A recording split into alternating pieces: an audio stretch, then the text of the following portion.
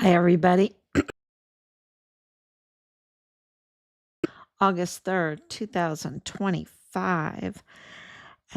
It is day 1827 days since Richard was forcibly removed from his barracks room on Fort Bliss and his life was taken from him because he was a whistleblower against the criminal trafficking along our El Paso borderland that went into our military base, Fort Bliss.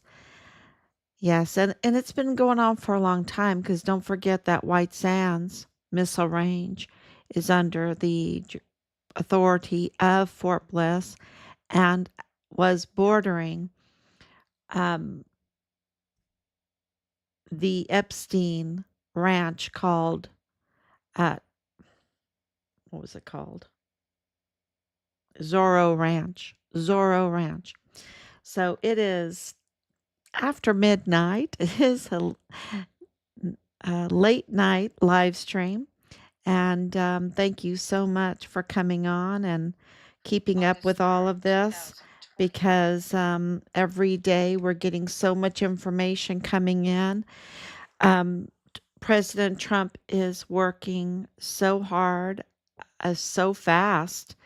Um, so what I want to talk about, especially in El Paso, especially on Fort Bliss, he is the commander in chief. He's also the chief magistrate, the chief law enforcer. So he has a a big chair with a gavel and of course a whole military. So he has approved his administration $1.2 billion for a migrant, uh, the criminal illegal migrant detention camp on Fort Bliss. Now, uh, the Bidens had a an unaccompanied minors emergency intake center on Fort Bliss that could sleep 10,000. That was at the taxpayers' expense. And now again, $1.2 billion for the deportation of criminal, illegal, undocumented migrants. Um, but when you look at the price tag, 1.2 billion, that's a lot of money. That's a lot of money. Um, wow. Uh, and we had to take a deep dive into that. We had to research what was going on with that because the contract is out of Virginia. The contract for that is out of Virginia. And as we know more and more with our sources, we will absolutely let you know. But what we are gathering from the information we have received so far, it has a big dual purpose, a really big dual purpose. It is setting a federal stage, um, a Trump administration accountability power play stage there on 60 acres on Fort Bliss um, to hold the cartel accountable. That is, and the enablers, the cartel enablers for the criminal trafficking. Um, because with ICE and that, this is what it can be. This is what it can be. That's not what is being released in the news, but $1.2 billion and 60 acres with ICE and DOD being in charge and taking away the jurisdiction, taking away the ability to infiltrate the legal process, the investigations, the because we have documented, we meaning the uh, Richard Halliday. Find Richard Halliday. Team Find Richard Halliday Facebook page. And others. We're on X and we're on TikTok and we're on Rumble and we're on um, YouTube and all that. We have documented continuously and extensively with receipts, right? Uh, hard evidence confirming that the institutions in El Paso and even on Fort Bliss, now we're under the Trump administration, he's the commander in chief. So, but still, there is infiltration by cartel tied criminal trafficking network enablers, participants, you name it, they are there. And not only that, they have sabotaged the institutions. For example, the El Paso Criminal Law Magistrate Court sits 5 judges. Each one of those judges right now are not authorized, illegal. They're not even judges. They're illegal because that court has full jurisdiction, and under the Texas Constitution, those positions must be placed by those must be seated by those that have been elected by the people of El Paso, because that court has such huge power. It has such a big jurisdiction that the Texas Constitution says, hold on. When you have full jurisdiction, like that El Paso Magistrate Court does, the criminal law magistrate court, then the people must elect those that sit on those benches. Those judges must be elected judges. And right now they're not. And so everything they do um, is is bunk is messed up, right? Is messed up. It's illegal. It's not justice because it doesn't follow the laws, the requirements of the law. You can't just become president because you want. You have to be elected, right? You can't just sit on those courts because someone appointed you. That's not what the law says. It doesn't allow for that. They must be elected. So that's really huge. Then, of course, we have the illegal medical examiner, chief medical examiner, who is tied to, um, oh gosh, it's late. It's late. Purchase funeral homes and the cross border funeral fraud, body fraud, body remains trafficking, corpse trafficking, what do you want to call it, um, going on there. That then you have the FBI field office in El Paso that has been infiltrated. You have compromised Jesus Eddie Neto Jr. You have compromised George Toros, whose wife is Dr. Melissa Mendez in the Texas Tech University Health Science Center, which that organization is the main funder of El Paso Matters, Bob Moore. Okay. And the ties there are, I mean, it's so compromised because she works with um, Alexis Mayela, the sister in law of the shooter in the Walmart mass shooting case.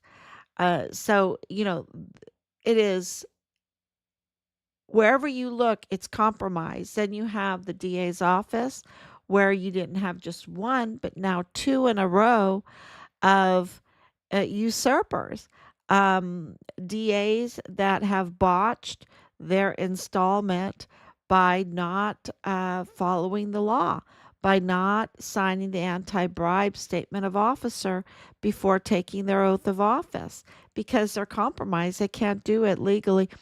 And so then they try to sign it afterwards, which it makes it, illegal, makes it void. And then they tamper with timestamps, Mr. 2028 timestamp Montoya, Beno Montoya, not even using his right name. I mean, he's botched everything, okay? James Montoya has botched everything.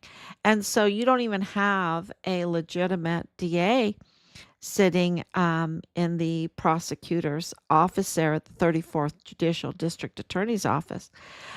So not only that, and then of course the federal courthouse in El Paso was being managed by Patrick Crusius's brother's father-in-law, so a family member overseeing his case, and of course his brother, CPA working for Ernst and Young, with all of those conflicts of interest.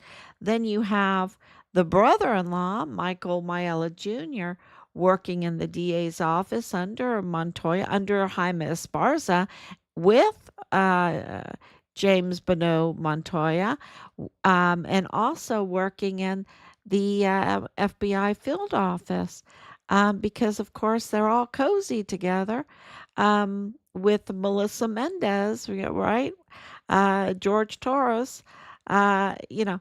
And then, of course, he was in the Walmart cybersecurity during the time of the Walmart mass shooting. So you have Patrick Crusius's family member operating Walmart cybersecurity during the Walmart mass shooting. And you're like, where are those videos? Where I want to see those videos. And then, 6 years later, the DPS, who is compromised with Daniela Amalia Naragari, I hope I'm saying that name right, um, who has major, major, major conflicts of interest, y'all. And now the whole Lone Star, Operation Lone Star, has been compromised. And, you have the ties to Gustavo Sanchez, who's family members with Nandal Baim, who is the father-in-law of Lieutenant Colonel Bugado, the G3 of the 32nd ADCOM, Richard's command, and Nandal Baim and Gustavo Sanchez are all family members with Manny Chavira, who was illegally installed as the chief of police for the El Paso ISD, and the ISD is connected to now these other compromisers. And of course, you have the confirmation that there's tunnels under these schools and that are used for trafficking. So you have this El Paso being top to bottom compromised with cartel tied criminal trafficking enablers that also control contracts, right? They can control contracts, government contracts. So this power play by the Trump administration was not a choice. Okay, it was not a choice. It is a strategic power play, but it has to be done because you're talking about the front door of the United States being totally compromised. The front door of the United States being totally compromised and being controlled by foreign criminal network, right? And I want to say FTOs, foreign T, the big T, that are totally up to no good organizations controlling our front door into our country. So this is the duty of President Trump. It's his duty, and he's fulfilling it. And he's fulfilling it in a big way, $1.2 billion. So let's see how this is something he has to do. He has to deport those that are illegally in this country. Of course, he's starting with the criminals. That's what ICE has told us. It is very, very important. It's for the well-being of those migrants because they have been, I'm telling you, 5 years of investigating this. They have been totally exploited.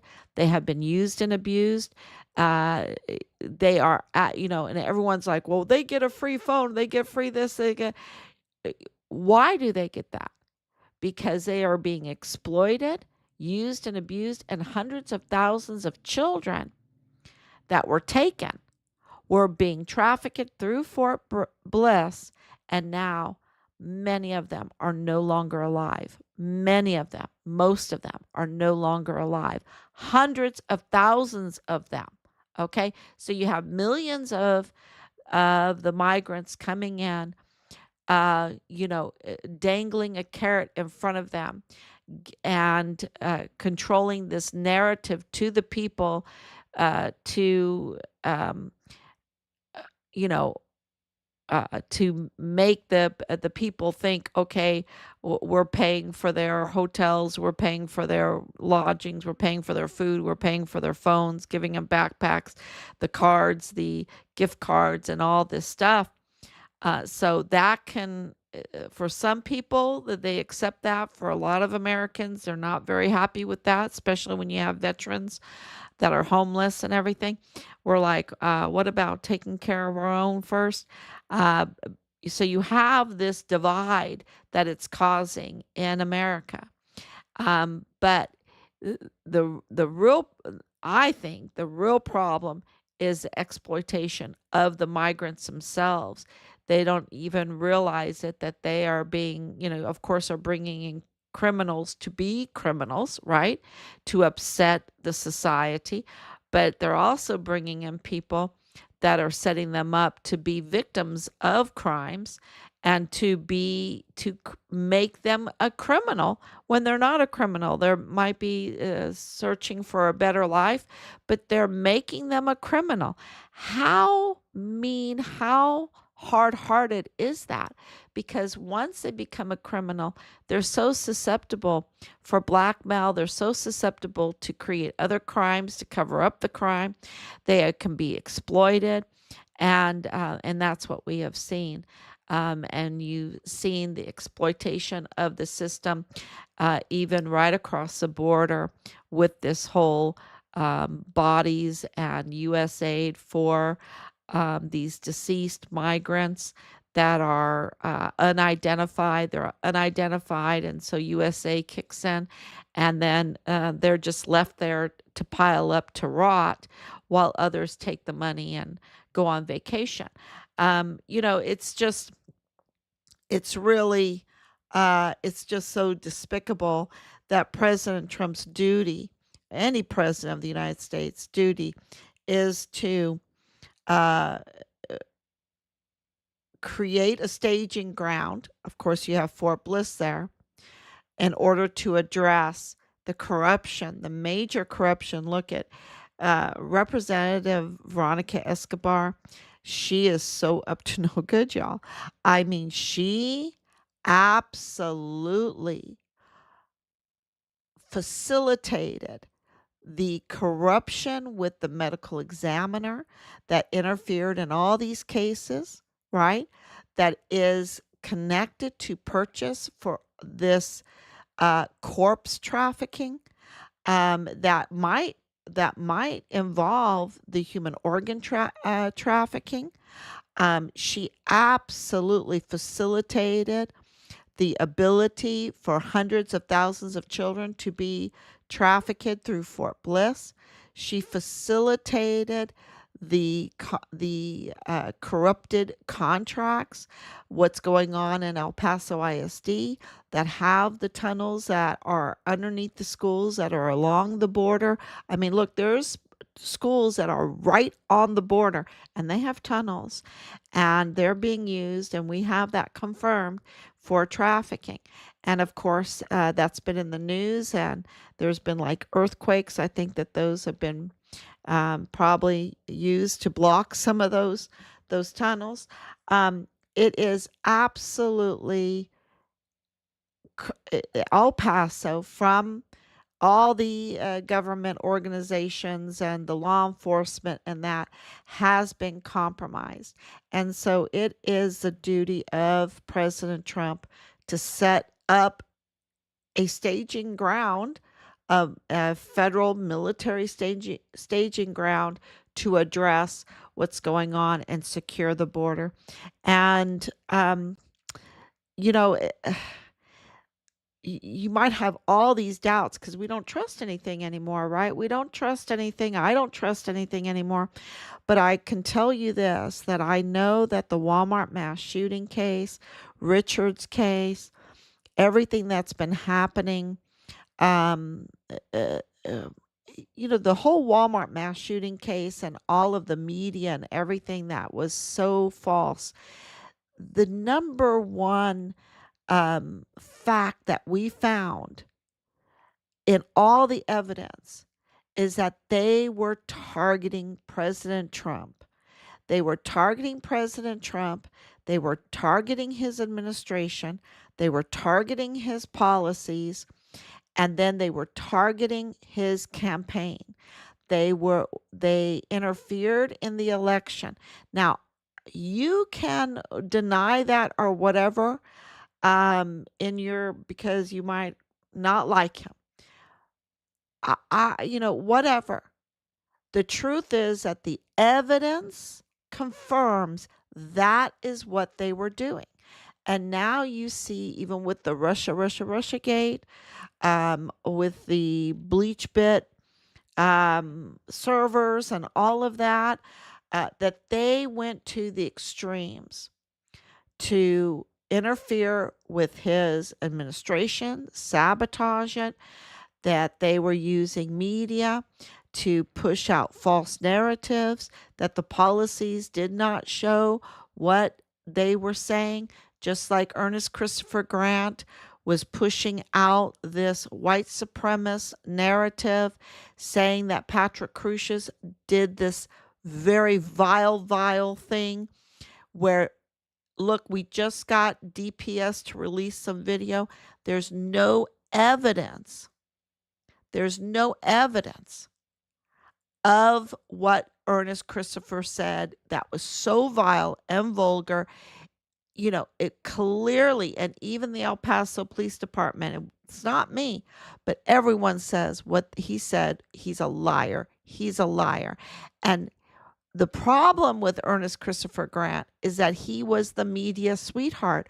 So the media put that out to millions and millions of people to make them think that something happened that didn't happen, that was so vile, so vulgar, that it interfered in justice, in the case. And that vile and vulgar false information was like a sticker that they stuck on President Trump and his administration and his campaign to interfere with the election. And it was false. It was not right. And it was so vile and vulgar. And thank God he's been arrested. Ernest Christopher Grant has been arrested. And he was playing patty fingers with Chris Cuomo and Beto O'Rourke and Veronica Escobar and Governor Abbott. And, he was playing patty fingers with the media. They loved him. They loved him. And he is now he's been arrested. He had a criminal record to begin with. He had been arrested multiple times before that. They didn't report that. We were so misled on all of that.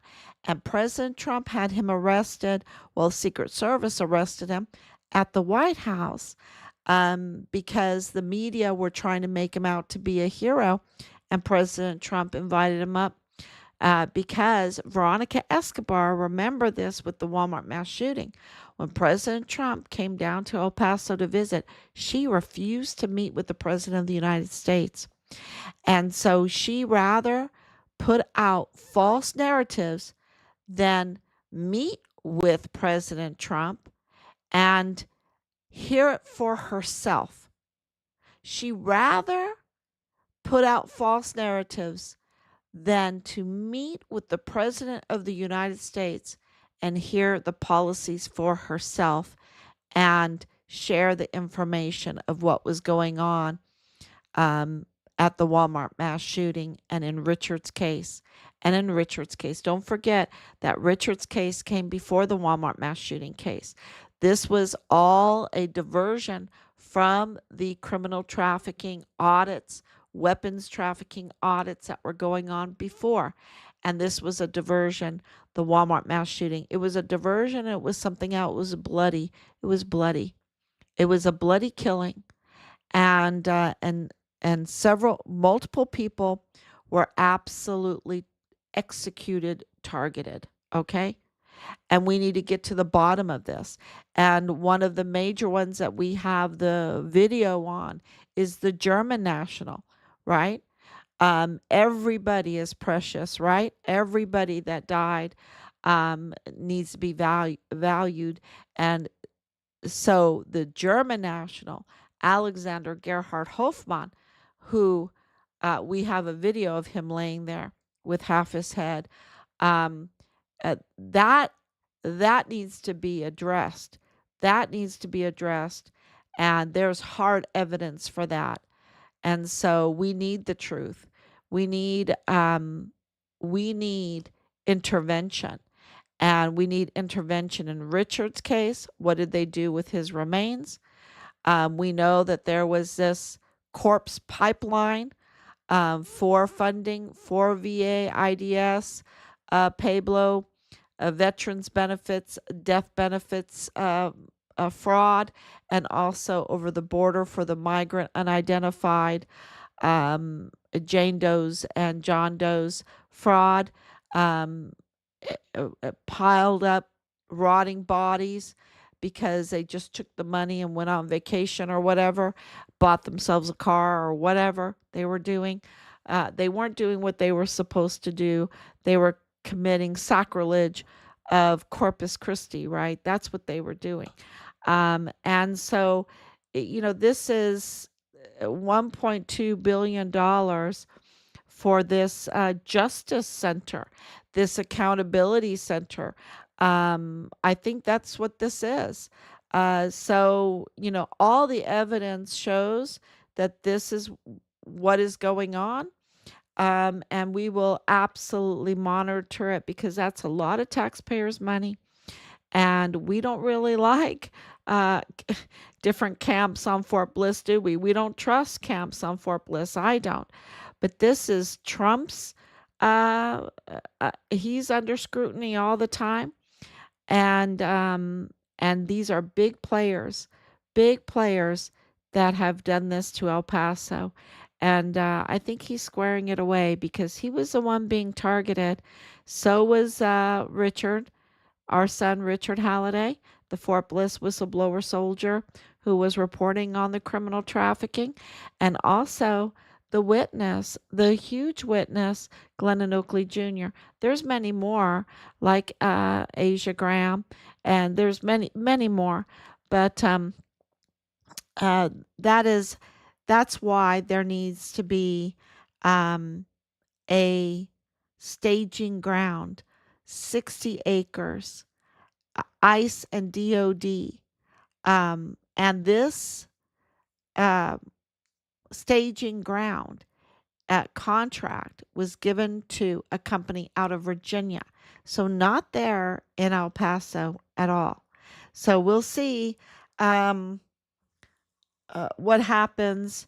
And I think it's a clear message. It can be.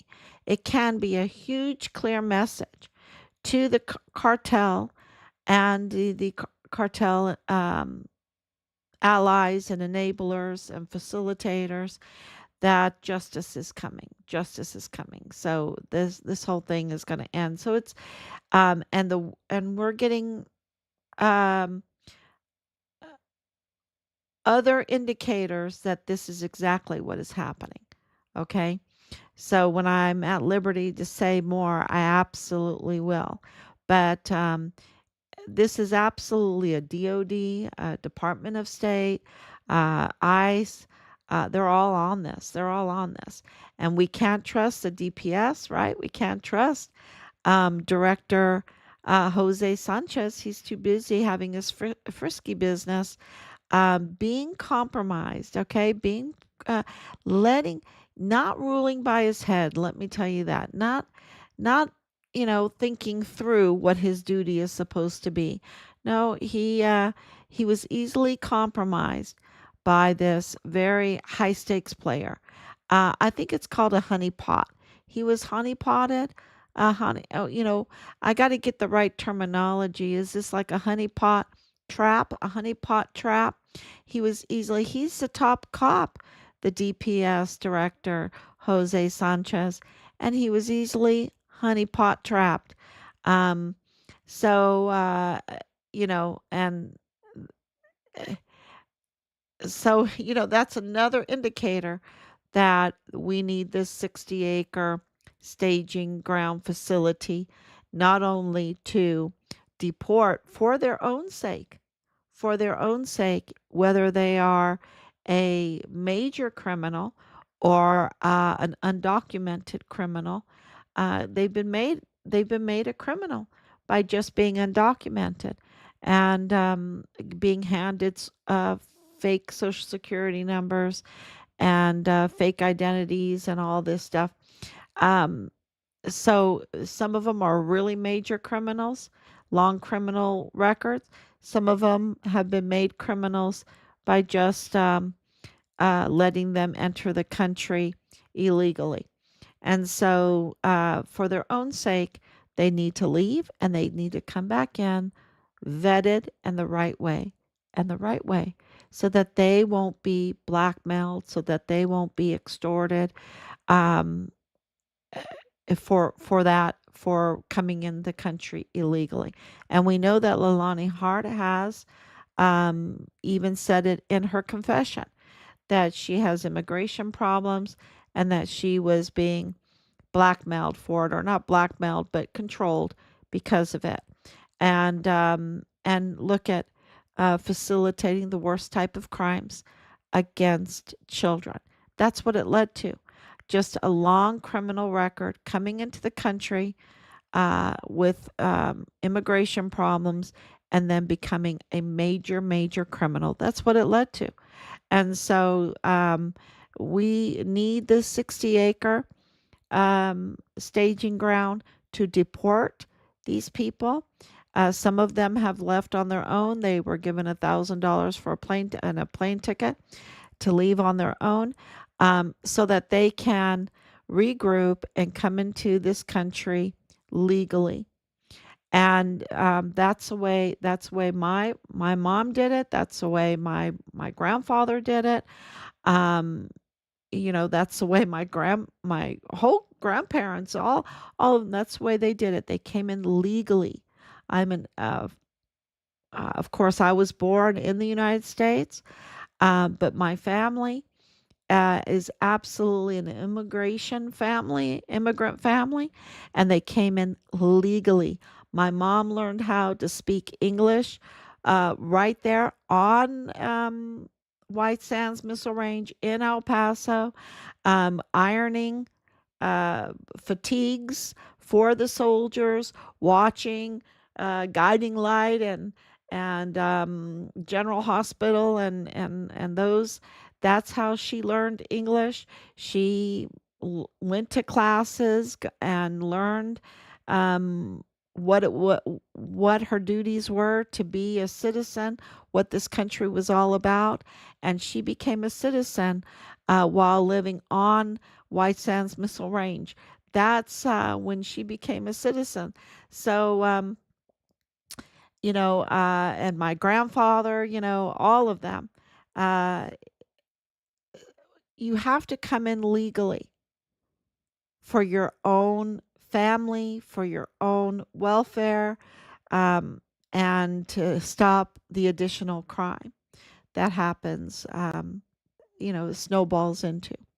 So that's why we need it, but we also need it to stop the cartel infiltration and the enablers and the I think that Veronica Escobar is in a lot of trouble. I think those and others in El Paso are in big trouble for what they did. Like Bill Hicks, like Bob Moore, like, I don't want to name so many names, but you know who they are. James Montoya. I think that they're in real big trouble because everything that's happening right now is working towards accountability to securing the front door of the United States and holding those that committed these huge crimes and criminal trafficking crimes in line with the cartel, are in trouble. And from the plea deals, the information that the Trump administration has now gotten from El Mayo Zapata and also Gustavo El Chapo's son, um, to probably Ernest Christopher Grant. Uh, you know, I'm sure that he was talking about how that all happened. And yeah, so I think that Beto O'Rourke and all of them, I think they're in very big trouble for the crimes that they have committed. And clearly, they have committed huge crimes. Rosa Maria Valdez Garcia, Leilani Hart needs to be arrested like yesterday. Yesterday, a year ago, ago, really 5 years ago, she needed to be arrested. Um, so she absolutely needs to be arrested, and Dallas Hart, and there's just a host of them that need to be arrested for what they've done and made El Pasoans suffer. You can say, oh, well, I haven't been really a victim of crime. Well, I think taxes, high taxes, the uh, keeping from the unseen. If they weren't doing what they were doing, El Paso would flourish. El Paso is an ancient city, and it's right there on the border, and Juarez would flourish, right? If you didn't have these criminals in control, it would flourish. It would be, you wouldn't have the water Nazis, you would have plenty of water, uh, and it would just flourish. It would just be so beautiful. There are old pictures talking about old books. Read these old books. What they have done is keep your families and your friends and keep Americans and uh, and those that live in Mexico from enjoying a much brighter uh, place to live. And I think now with accountability, we have a real chance of bringing that in. And President Trump calls it the golden age. The golden age.